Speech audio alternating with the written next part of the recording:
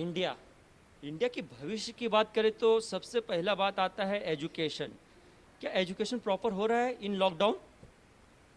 इसी सिलसिले में हम बात करेंगे। बंच ऑफ टीचर्स है हमारे साथ में, एक टीचर्स की टीम है जो कस्तूरबा कस्तूरबा स्कूल में पढ़ाती मानगढ़ में, कि क्या चल रहा है। उन्होंने कुछ स्टूडेंट्स के साथ में बीच में गए, उनसे सर्वे किया, उनसे कुछ बातें की, क्या क्या प्रॉब्लम्स है स्टूडेंट्स के बीच में। गवर्नमेंट ने अनाउंस तो कर दिया कि ऑनलाइन एजुकेशन कीजिए, डिजिटल मीडिया पे सब कुछ अवेलेबल है आपको, लेकिन क्या इसका सही फ़ायदा उठा पा रहे हैं स्टूडेंट्स? आइए इन टीचर्स से जानते हैं क्या कहना चाहेंगे ये। हाय सर, आप इसे स्टार्ट करेंगे कि आप क्या कहना चाहेंगे इस रिगार्डिंग? हम ये बोलना चाहते हैं कि अभी जो है सरकार का जो आदेश आया है उसके अनुसार तो हम लोग काम करना चाह रहे हैं, करते भी हैं, लेकिन सभी बच्चे लाभान्वित नहीं हो पाते हैं।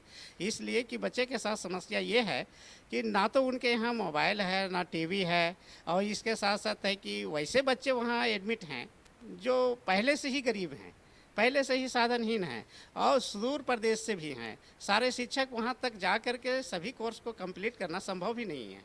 और हम तो ये चाहेंगे कि सरकार से आग्रह करेंगे कि कुछ डिस्टेंसिंग, सोशल डिस्टेंसिंग का नियम जो है उसको पालन करते हुए कम से कम जो परीक्षा देने वाले बच्चे हैं 9 से 12 तक, है ना, ये विद्यालय खुलवाया जाए।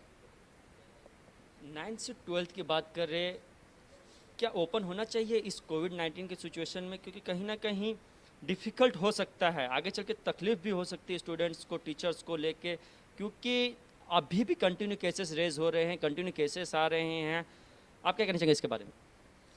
सर मैं कहना चाहूँगा कि जो 1 से लेकर के 12 तक जो क्लास जो है वहाँ पे अगर 1 से 8 तक को बंद कर दिया जाए तो बहुत सारे बच्चे जो हैं वो अपना घर में ही रह जाएंगे, और जिनका ज़रूरी है वो कम से कम सोशल डिस्टेंसिंग के साथ में अगर वैसा आदेश हो तो स्कूल को चलाया जा सकता है। और बहुत सारे उसमें कक्षाएँ हैं जिसमें आराम से 20-20 विद्यार्थी लेकर के क्लास ली जा सकती है, और बच्चे का रिजल्ट फिर से पिछले वर्ष की तरह इस बार भी 100% रह सकता है।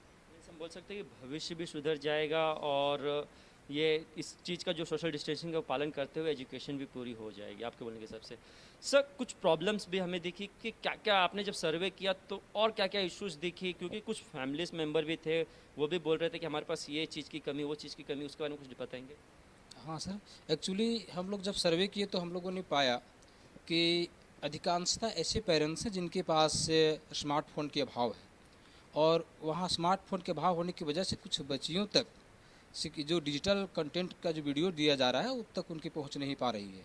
समस्या ये हो रहा है। और सबसे बड़ी बात ये है कि वो बच्चे, जब हम लोग फीडबैक लेने के लिए गए सभी शिक्षक, तो हम लोगों को पूछी बच्ची लोग कि सर हमारे पास तो मोबाइल नहीं है, तो हम क्या करें। हम लोगों ने उनको संतावना दिया कि थोड़ा सा इसके लिए हम बात आगे अधिकारियों से करेंगे, है ना, मैडम लोग से भी बात करेंगे, जो वार्डन हैं, सरकार के समक्ष ये बात रखी जाएगी कि बच्चे कुछ समस्या उसका समाधान किया जाए, है ना, ताकि इनका पढ़ाई बाधित ना हो। और इसके लिए हमारा खुद का अपना विचार ये भी है कि कुछ जो बच्चे एग्ज़ाम्स के नज़दीक हैं उनके लिए विद्यालय खुलवाया जाए सोशल डिस्टेंसिंग का पालन करते हुए, है ना, ताकि आगे इनका भविष्य सुधर सके, शिक्षा में आगे कर सके, रिजल्ट इनका अच्छा हो। जिनके पास खाने तक के पैसे नहीं है, अब वो मोबाइल कहाँ से खरीदे? इस पर क्या टेक है सर आपका? सर ये बात तो बहुत प्रॉब्लम है, क्योंकि गांव वाले तो बहुत निर्धन होते हैं और उनके पास मोबाइल की सुविधा भी नहीं है। तो सरकार को चाहिए कि हर प्रत्येक बच्चे को एक ऐसा मुहैया करा दिया जाए, ऐसा मोबाइल, व्हाट्सएप। आप लोग के बोलने के हिसाब से अगर इस तरह का प्रावधान ना हो तो फिर गवर्नमेंट ही जो 9th और 10th के जो जो कैपेबल है और जो बंदों को ज़रूरत है उन सभी को मोबाइल्स मिलना चाहिए, क्या बोलना चाहेंगे? सर बिल्कुल, क्योंकि बहुत ऐसे विद्यार्थी जिनका पास मोबाइल नहीं रहने के कारण वो नहीं पढ़ पाते हैं, और बहुत ऐसे क्षेत्र है सर, बात ऐसा भी समस्या उठ सकता है कि सरकार अगर मोबाइल मुहैया करवा दे तो बहुत सारे ऐसे क्षेत्र हैं जहाँ पे नेटवर्क की समस्या हो सकती है, तो ये सरकार के लिए बहुत बड़ी समस्या उत्पन्न होगी। नेटवर्क इशू है, मोबाइल इशू है, और गवर्नमेंट भी करे तो क्या करे? कुछ अलग सुझाव है? क्योंकि आपने देखा जाए तो सर ग्राउंड रिपोर्टिंग की, आप लोग ने ग्राउंड पे गए, स्टूडेंट्स से बात की, स्टूडेंट्स के पेरेंट्स से बात किए, तो कुछ और जो उपाय हो, जो पॉसिबल हो, वो कुछ बता सकते हैं हमें आपके हिसाब से? हाँ, ये तो हम कह सकते हैं, गए बहुत जगह, सारे बच्चे से भी मिले, गार्जियन से भी मिले, तो सारे लोगों से यही आया कि कुछ बच्चे जो हैं वो ट्यूशन पढ़ रहे हैं, लेकिन कुछ बहुत सारे बच्चे हैं जो ट्यूशन भी नहीं पढ़ पा रहे हैं अभाव के कारण, तो उनका तो परीक्षा फल गड़बड़ाएगा ही। और इसके लिए हम तो यही चाहेंगे कि सोशल डिस्टेंसिंग रखते हुए 10 बच्चे 20 बच्चे को बुला करके स्कूल ही चलवाया जाए, ताकि बच्चे अच्छी तरह से समझ भी पाएँ। समझ भी नहीं पाते हैं अगर हम लोग टीवी से पढ़ाते हैं या मोबाइल से पढ़ाते हैं, जिनके पास उपलब्ध है भी वो पढ़ भी नहीं पाते हैं, वो समझ नहीं पाते हैं। तो अच्छे से समझने के लिए विद्यालय में ही पढ़ाना ज़रूरी है। ऑलमोस्ट ईयर एंड होने के लिए आया है, ऐसा हम बोल सकते हैं। अब साल खत्म ही होने से रहा, 4 महीने बचे हैं, 4 महीने कैसे गुजर जाते हैं किसी को समझ में नहीं आता है।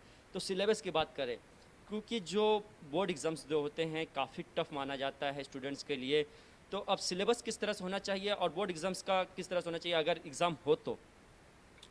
मेरा मानना है कि एग्ज़ाम्स अगर कंडक्ट किया जाए, बोर्ड एग्ज़ाम के जितने भी कैंडिडेट्स हैं, तो उसके लिए सिलेबस में कुछ शॉर्टकट किया जाए ताकि बच्चियों को किसी प्रकार की समस्या ना हो।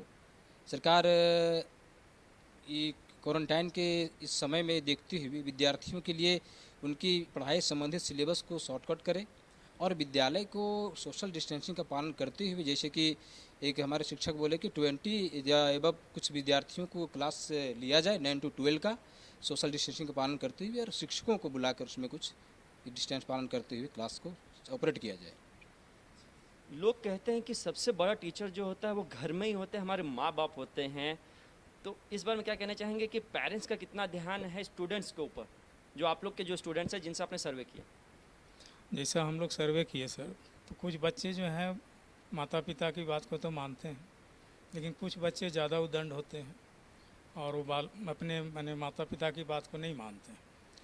और इसलिए हम लोग जहाँ भी फीडबैक लिए तो गार्जियन का यही शिकायत थी कि नहीं स्कूल बंद है तो बच्चों की पढ़ाई, और हम लोग को तो सुनता ही नहीं बच्चा लोग। आप लोग जल्द से जल्द स्कूल खुलवाने का प्रयास करें।